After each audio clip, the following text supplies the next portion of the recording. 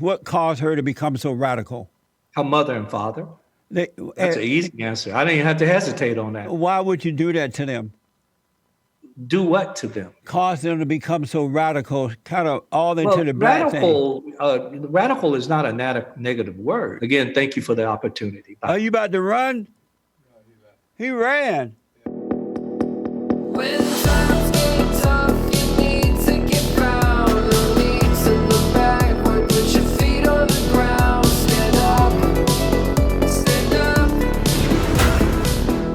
Welcome to The Fallen State. I am Jesse Lee Peterson. Today we're recording out of the radio studio due to the Chinese virus. We're going to be back on the Fallen State normal set real soon, sooner than what you think. And the Fallen State is on Patreon. Be sure to click on the Patreon link in the description and point down to support our work. And I absolutely appreciate it. I have a very interesting guest today. I have with me Mathew Knowles. He is the founder and CEO of Music World Entertainment. He is the author of many books, including Destiny Child, The Untold Story, and he is the father of music superstar Beyoncé. Mathew, thank you so much for being with me. I appreciate it. I am so happy to be here, Jesse. I just have one addition to the introduction, which I very much appreciate. Yes. But I have two superstar daughters. I have to remind people. That's My right. second daughter, Solange, that's a Grammy Award winner, multiple awards, #1 debut album on Billboards. And when you get to that level, you have to be acknowledged as a superstar also. Why do you think, that's a very good point. Why do you think people tend to leave her out?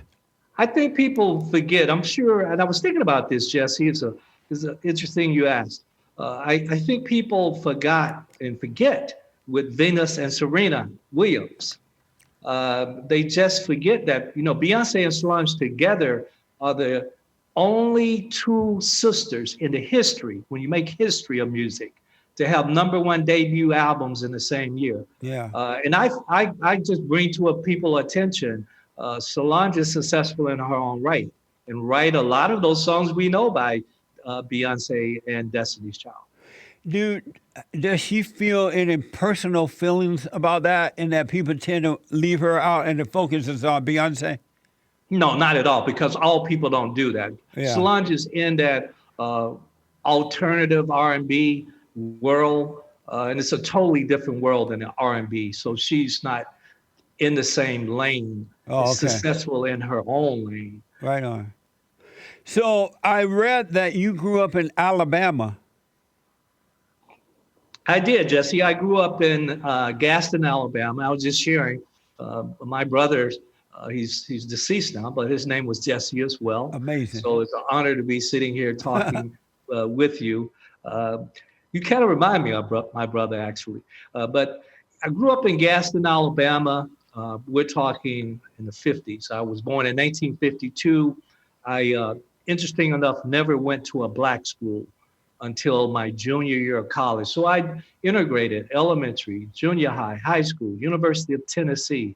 It was a very, very racially dominated time. We think today is nothing like it was back then. Getting beaten, getting spit on, getting electric prodded. It was a challenging time. So I grew up in Alabama as well, right outside of Montgomery, near Tuskegee, Eufaula, and all those areas. I know that area well. Yeah, and when the last year of my high school, 1968, when they first started to integrate the schools, because I remember there were white teachers at my school for the first time, I did not experience what they call racism. And we're going to get into that in a minute, growing up in Alabama. So a lot of things that the blacks are complaining about when they complain about Jim Crow and slavery and all that, it looked like they don't know what they're talking about. They've just been brainwashed by other blacks and liberal whites who are trying to use them. What do you think of... So, Gordon, and then I want to ask you, what do you think about the complaints of black Americans today? You said you grew up you went to an all-white school down in Alabama when the blacks and whites was first coming together. Would you call that racism or hatred? Which part? The part of coming together, The or way you were being treated while in the way I was all-white being school. treated was absolutely racism. Racism is defined as that I hate you. I think I'm superior to you. I think I'm better to you than you. That's really the definition of racism. And absolutely, we're around the same age. You're actually probably a few years older than me because I I am. graduated high school in 1970. So it was the same experience. George Wallace, as you know, was the governor. We had a thing called freedom of choice, which meant that a parent, black or white, could send their kids to any school that they wanted to. The difference, however, Jesse, was George Wallace said, but your own, meaning that you can send your black kid to a all white school, but we're not going to be there to give you safety. You're on your own. So my mother went to high school with Coretta King in Marion, Alabama. Uh, and so my mother was a leader when she came to Gaston in desegregation and the integration movement. So again, I went to an integrated elementary school. I integrated with others. Junior high, it was only 6 of us, 1,000 white kids. And Gaston High in University of Tennessee, it was 18,000 white kids, and it was about 28 black kids. So I was in that first generation and first movement, and absolutely racism. What's the difference between racism and hatred? Because I can see that our battle is a warfare between good and evil, right and wrong, and that the word racism is made up by race hustlers like the so-called civil rights movement people and the liberal whites. Those words are made. That word Is that how you feel, Jesse, as a black man? Yeah, that word is made up in order to divide and control and conquer. Whereas But when I was Jesse, growing up in Alabama, we knew that it was a battle between good and evil, right and wrong. There were good in all races. There were bad in all races. How would you define hatred or evil? But you use a term. You call Martin Luther King a racial hustler. Well, Is that how you I don't think I don't think that was his intention when he first started out, but I think it came about once he allowed Jesse Jackson and all those other people to get involved. I think that changed the original meaning of the so-called, I guess, civil rights movement. They changed it and made it so that they can take over the hearts and minds of the people and call themselves leaders of the blacks. Well, I do. This is going to be a great interview because you met your match here, Jesse. So this is going to be a great interview. I don't get emotional. I'm going to be very intellectual and heartfelt. Right on. So get ready for it, okay? All right. I'm a college professor. I believe in allowing my students and to give them a perspective on life. Right on. So as a college professor, 12 years now, I'm glad to see you have a perspective. It's totally different than mine. So we can agree to disagree on our perspective. But I don't see it the way you saw it. Define racism for me and then define evil. I already defined racism. And what do you call, how do you define evil? How do I find evil? What's the definition of evil? Evil for me, I don't know, evil for you, but evil for me is when you purposely, strategically do something wrong to hurt someone in a dark way. That's evil to me. And so anyone can be evil and anyone can be so-called racist. Am I right about that? Absolutely. Absolutely, Jesse. So the blacks who are trying to control other blacks, the uppity blacks who are trying to control the lower class blacks, are they racist? I don't consider that racist. If I'm trying to control someone, it's certainly not right, Jesse. That's a wrong behavior. Is it evil? And I talk about that, Jesse, in my, I have 5 books. I talk about that in Racism from the Eyes of a Child. I go into things like colorism and how that effect was. And, in Emancipation of Slaves Through Music, one of my books, I talk about in slavery how if you got to work in the big house, that you were considered an elitist over the other slaves. So I somewhat understand the direction you're going with that question.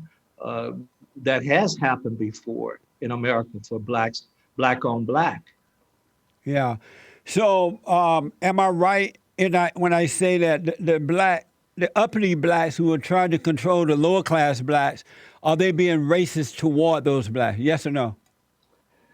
I have to think about that in the context that you're meaning, that someone that I can only assume when you say uppity, I have to have more definition of your definition of uppity. I don't use The that black term. politicians and the black so-called professors and some of the black preachers who are feeding these blacks all this crap and have them acting out while they're sitting back collecting the money and collecting status. Is that racism?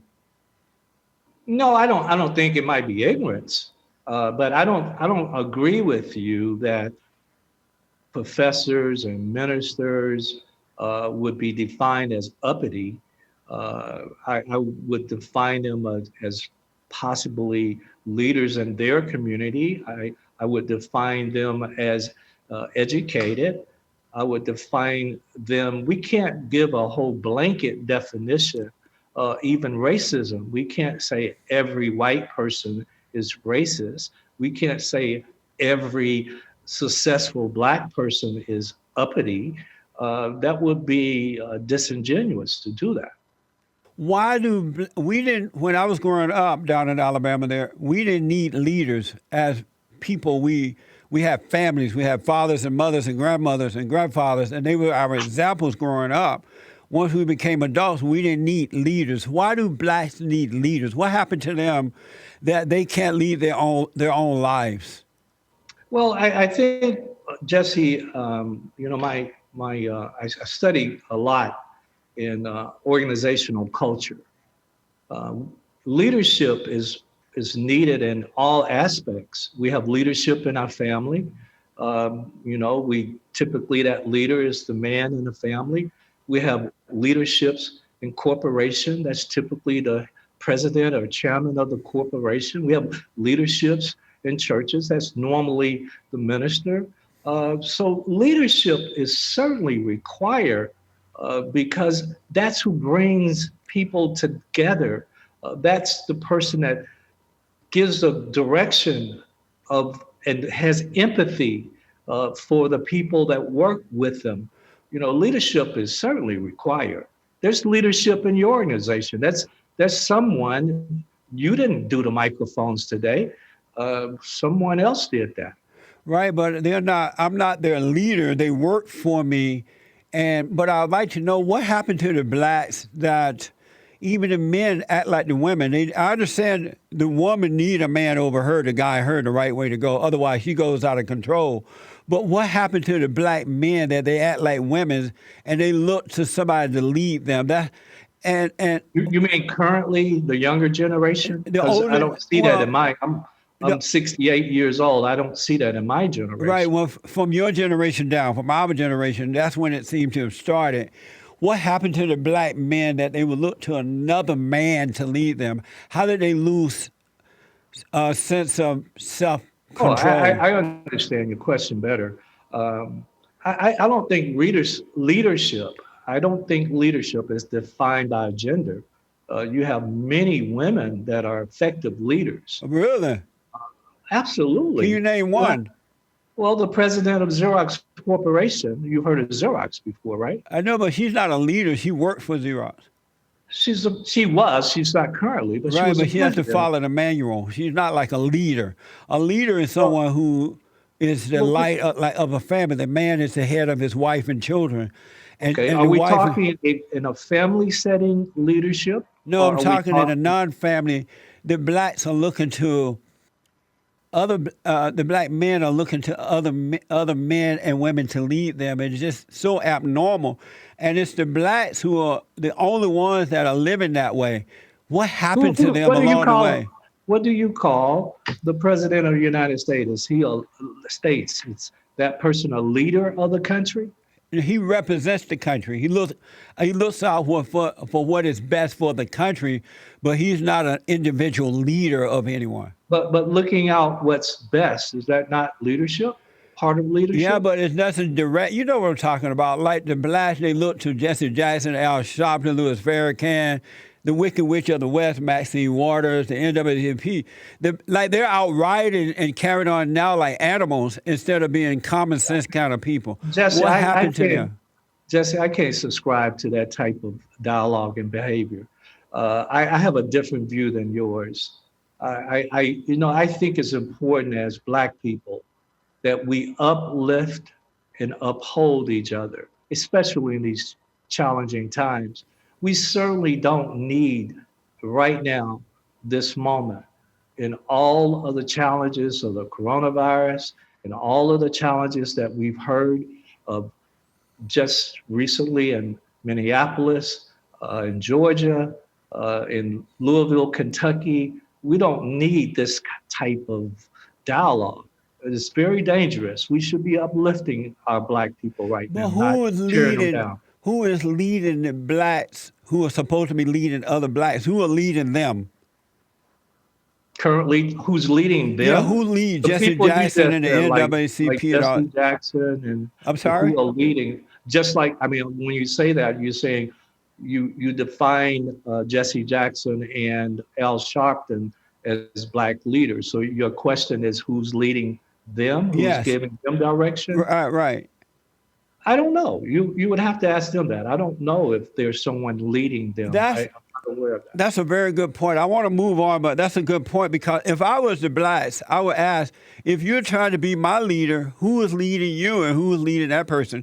And if you have sense enough to lead your own life, why don't I have the common sense to lead my own life? Oh, let me ask. I wanted to ask, where is the town you grew up in down in Alabama? And what big city is this near? It's 50 miles north of Birmingham on 59. It's between Birmingham and Chattanooga. Right. It's the foothills of the Appalachian Mountains, so it's quite hilly and mountainous. Oh, good. Right on. Yeah. And one last thing about the integrated school you went to, mostly all white schools. Why did the blacks wanted to go to white schools? Why would they impose on the white schools? Well, I can only speak for my situation. Right. You know, when you're in the first grade, you're a child. You don't have much say in what happens, right? Yeah. We would agree with that. Absolutely. Right? And the same in junior high and high school. My mother, again, wanted what she felt was best for her child. She wanted what she felt that would give her child the best education, that would give her child leadership, as we've talked about, ability to lead. I think that's why my mother put me in those schools. And she wanted to she felt that was unfair. And so do I today. Unfair that because of the color of my skin, I can't go to a school. I should be able, for the same reason that, as you know, when we grew up, there were colored and white water fountains, and colored and white bathrooms. I don't think because of my color or your color that we should have to go to a certain water fountain or to a certain bathroom, or we can't eat in a restroom. I think those are all the reasons compounded that my mother wanted me to go and integrate those schools as a child. Do you think that was a good idea for your mother to put you in that environment if it was such as bad as, you said you were taxed and stuff you had to go through? Was it right or was it worth it for your mother to put you through that? I think I have challenges in my life. The trauma that I received from being in those positions as a child certainly had trauma behind that and had certainly had to work on that. Would I do that again to my kids? I don't know. I would have to look at all the circumstances. To compare 2020 to 1958, there's a big difference there. You wrote a book about your daughter Beyoncé called Destiny Child, The Untold Story. How much of an impact did it have on your children to be successful by having two parents in the home? I think that's key and critical. Um, I think if you look at most of us today that had two parents in their Yeah. home, they're pretty stable, and their marriages is pretty stable. I think it's critical and important because in a lot of Black families today, you don't have Yeah. both. Yeah. Well, why do you think that's not pushed? Because one thing that I have a nonprofit organization called Bond, and we are rebuilding a family by rebuilding a man and encouraging men to get married, men and women to get married before starting to have children, because it impacts the family in a very, very good, positive way.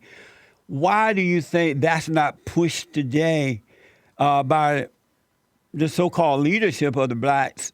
It's more, there doesn't seem to be a shame about having children out of wedlock, and they are fighting the whites and trying to take from them rather than pushing the idea of the family and then teaching their children the right way to go. Why do you Yeah, think I the don't know family is about not pushed? that, Jesse. I was told today we weren't talking about family values. Maybe my publicist got the wrong information. I was told we were talking about Destiny's Child, and if we're not talking about Destiny's Child, then we certainly need to reschedule this interview. Yeah, we'll get into that now, and that's why I'm asking. With your Yeah. family, you came from a family. I came from a family: father, mother, grandfather, grandmother, and likewise you did too.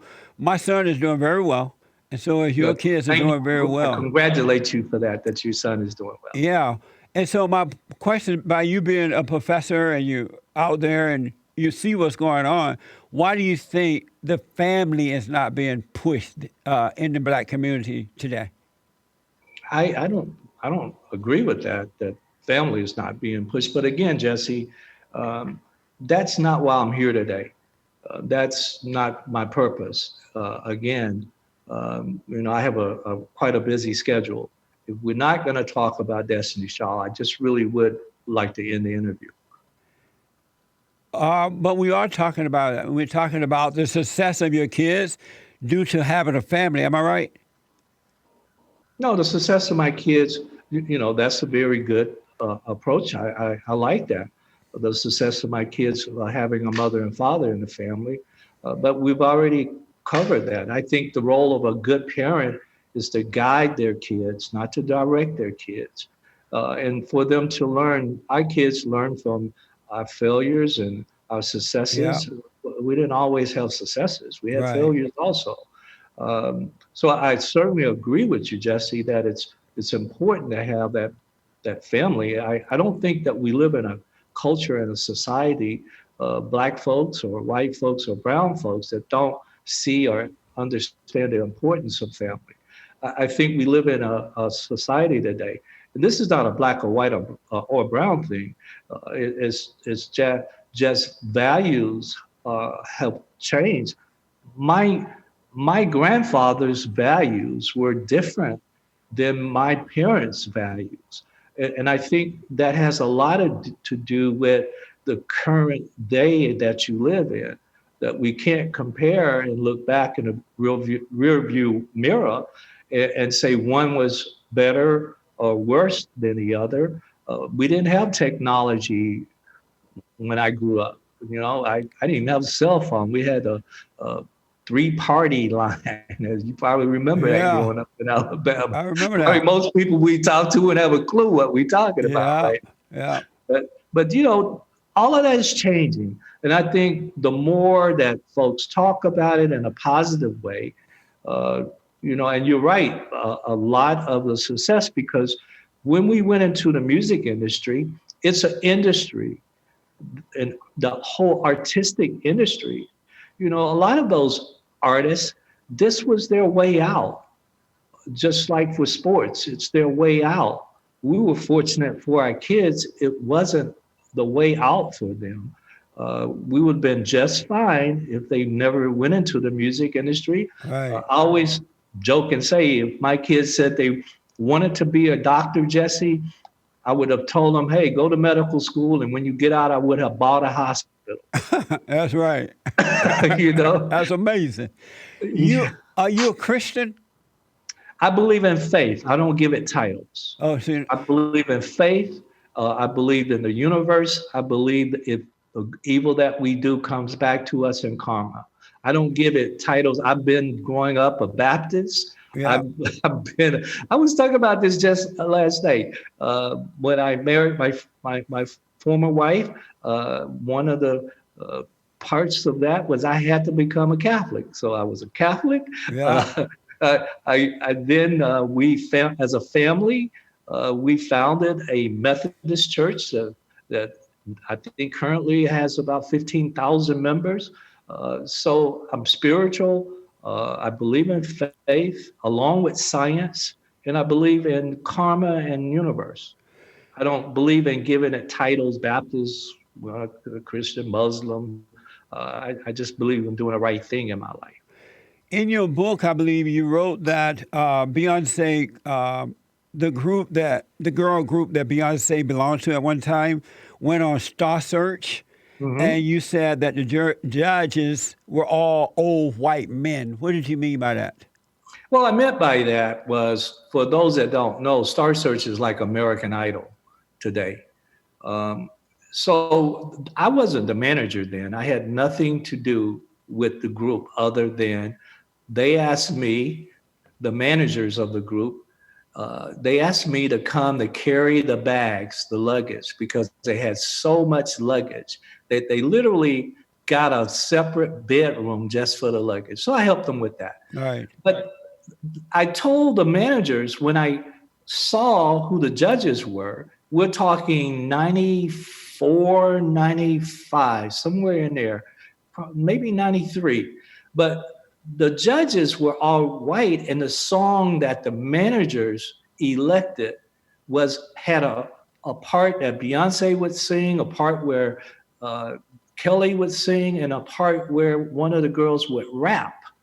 And I thought that was a poor decision to do something with rap because, as you know, in the early 90s, rap was considered extremely negative by white. And they had a beautiful ballad with harmonies, and I just thought it was a wrong decision. And that's what I meant. It was the judges with old white men. They were like 50s then. Now I'm 68. 50s don't seem old, but there was a brother that was going to be the next judge. Oh boy, he was with BET, Donnie Simpson. Remember Donnie Simpson? The name sounds familiar, absolutely. Yeah, he was a brother that did the videos back in the day. Yeah. Well, he was going to be a judge on the next show. And I said, look, do the song with the rap in it in the next show, because Donnie was a celebrity and all the other judges would listen to what he had to say. Right. And would agree with him. It was just a poor decision. And that's what I meant by it. Oh, okay. You didn't mean racist and all that. They were just older guys. Those older guys. Your book talk a little bit about Jay-Z, Beyonce's husband, and what impact did he have on Beyonce? Well, he married her. Has he had a good impact or a negative?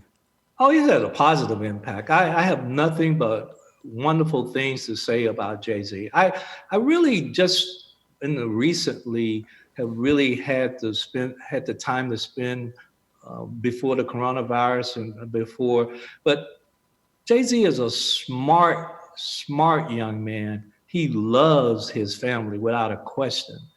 And he wants best for them. So I have absolutely nothing but positive things to say about Jay. I noticed that, I don't know what Beyonce was like before marrying him because I wasn't aware of her at the time. And I noticed that she seemed to become very radical. She did a performance at a Super Bowl game or something like that. If you wore black, and she was doing the black power. She's into the Black Lives Matter thing. What caused her, if it wasn't her husband's influence, what caused her to become so radical? Her mother and father. They, That's an easy answer. I didn't even have to hesitate on that. you mean you and your wife caused her to become so radical? Yeah, Solange is also radical. And why would you do that to them? Do what to them? Cause them to become so radical, kind of all into Well, the black thing. radical is not a negative word. Radical means that you also bring awareness. Radical doesn't mean that I'm out, defaming and putting down people. Radical mean that we want to have power, black power. That can mean financial power. We are $1 trillion. If we look at all the revenue generated by blacks in America, we would be the same as a whole country. So we're talking about economic power when we say black power. We're talking about family power. We're talking about, so I don't see that being the word radical. But I was a radical, let me just finish, please. I was a radical at Xerox Corporation, where I worked for 10 years. I was president of the black organization at Xerox. So I'm proud to say that Xerox became the #1 corporation for blacks in America to work in. I think sometimes radical is just bringing awareness and letting someone else know your opinion in a strong way, not in a forceful way, but sometimes sitting at the table. I don't view that. But so my kids saw their parents. My former wife and my friend Tina, she was radical. She had the big afro.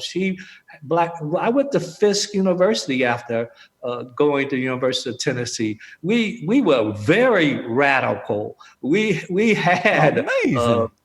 I mean, Fisk I had no University. idea that came from her parents. I thought she was influenced by that radical husband of hers. No. But this whole idea of black power is evil. It's an evil idea because there's no such thing as black power.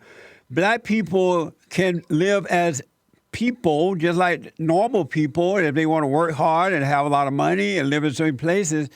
And if they want to support other black businesses or white business or whatever, it's best to go that route, because when you go radical like that and promote all this black power and Black Lives Matter and all that crap, all you do is divide the races, just as the blacks accuse the whites of doing with KKK. Why become like what you hate? No, that's your perception of that, Jesse. I think I started this out by saying that I don't take it personally when you have a perspective. I don't take that personally. And I don't have to agree with your perspective. I don't agree with your perspective. And I choose not to have to defend my perspective. I'm merely saying that my definition of radical could be totally different than your definition of radical, because your definition appears, I can't speak for you, but it only appears that it's a negative thing. My definition of radical is change. A change in behavior to modify the way that we behave. And so I'm using the word radical in a positive way. And when I say black power, I say that in a positive way, not in a negative way. But how can you believe Go ahead, I'm sorry. How can you believe in God and believe in something called black power? That is nothing. There's no love in that. It doesn't unite. It divides. But again, it has a Jesse, negative impact on children who are born out of wedlock. Look at the impact that is having on all these black children that are born out of wedlock that don't have fathers and mothers to guide them. They now hate white people. They're very radical. They burn down buildings. They loot. They riot. They have no sense of self-control. And people like Beyoncé and Beyoncé, Michelle, and Obama and all them, they encourage that type of hatred with this black power thing. I don't know who Beyoncé is, but she's married. That's your daughter married to Jay-Z. Well, you said Beyonce and then Beyoncé, and I got confused. So okay. But look, Jesse, you are certainly have your opinion. I think that we're at a period in time in America that, as Black people, we need to unite.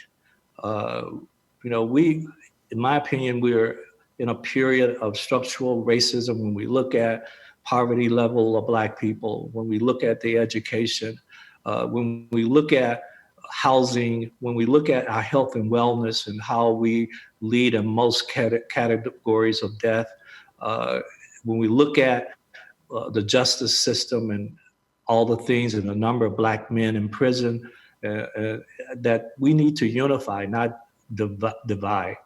So I want to thank you very much for giving me this opportunity today. I know you're about to run, but one little back up, a little thing. If the Blacks had families rather than all this Black power crap that caused them to feel like victims, if they had families the way you and I did growing up, would they be in jail? Would there be poverty in the manner that it is? Would there be all this stuff happening if they grew up with a decent father and mother? Well, I can't answer that for you. I know a lot of mothers that do, a lot of Black mothers that do an incredible job, and they live with their own without a father in the home. I know, where are they? I know a lot of dads also. So it's a different age, a different era. Again, thank you for the opportunity. Bye. Are you about to run? No, he ran. Yeah. He ran. Oh my God. That was Beyoncé's daddy. What's his name? Mathew Knowles. Mathew Knowles ran from Jesse Lee Peterson. Beta! Isn't that amazing? That's amazing. He pretended to be all sober-minded and dealing with it and welcome different of opinion. But Mathew Knowles, founder and CEO of Music World Entertainment, the author of many books, including Destiny Child, The Untold Story, the father of music superstar Beyoncé, and his other daughter's name is Solange, right? Solange Z. No, not Z. Not Z. But he ran. He was supposed to be on for an hour. Don't let him tell you he didn't run. He ran. Oh, he ran.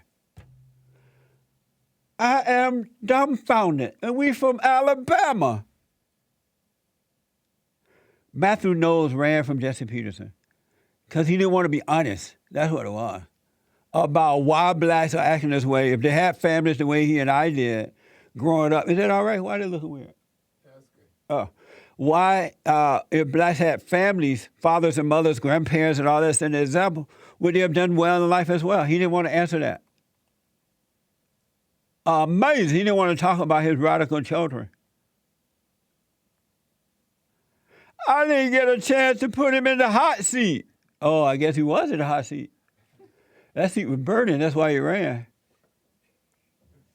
And we were talking about his daughters. Beta! Mathew Knowles. I keep saying Michael because I just interviewed a Michael before this interview, and it was amazing. So I got Michael on my mind here. Beyoncé's daddy ran.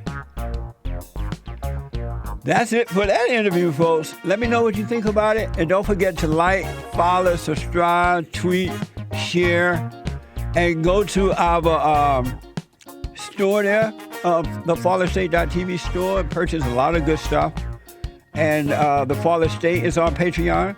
Click on the link there in the description and support what we're doing. But don't let anyone fool you. Mathew Knowles ran from Jesse Lee Peterson. He was supposed to be all along. He became very uncomfortable. The heat. And I was just having a conversation with two country boys. Amazing. Well, he said he was radical. No wonder his children are radical. I had no idea that the father and the mother were radical. But anyway, thank you, folks. Have a good one. Next time on The Fallen State. Do you agree with me that the civil rights movement was a horrible mistake? One of the worst things ever happened to the Blacks? As far as its integration piece and all of that, yes. What the white was fighting against is that the Blacks were trying to force the whites to love them. And you can't make anyone love you. Had they left the people alone, we would have come together based on character, based on what we believe in. That's probably why the civil rights was introduced then. Yeah, to divide. For us not to be able to get along. Yes. And we think, oh, civil rights, yeah, it helped us move forward. Like off the back of the bus and all this dumb shit. You're right. Like, so what that I could ride in the front of the bus now? My whole fucking community is fucked up.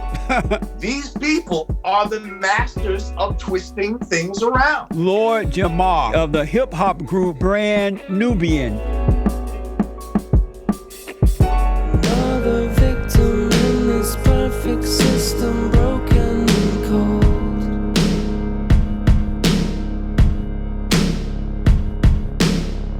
And devastated by the escalation taking its hold.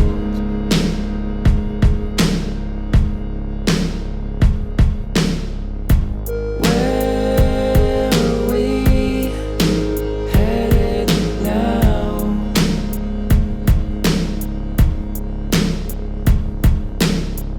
I don't know, but I hope we get there safe and sound. Am I stating the obvious?